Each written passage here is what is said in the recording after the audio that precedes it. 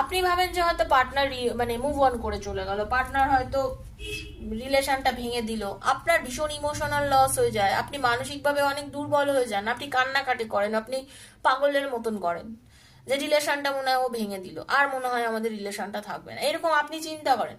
না, কারণ উনি যোগাযোগ কম করছে।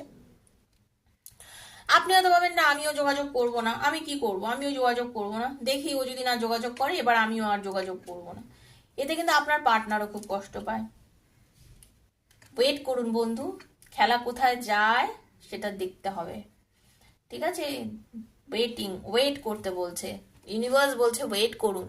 চট করে শেষ হয়ে যায়নি সবকিছু, আপনি এত ভাবছেন সব শেষ হয়ে গেছে, দ্য ওয়েটিং গেম দেখছেন। ওয়েট করতে হবে, ওয়েট করতে হবে, ধৈর্য ধরতে হবে। ঈশ্বরই আপনাদের বলছে, আজকে তো আমি এটাই বলেছি যে আপনাদের সম্পর্কের ভবিষ্যৎ কি, আপনাদের সম্পর্কের ভবিষ্যৎ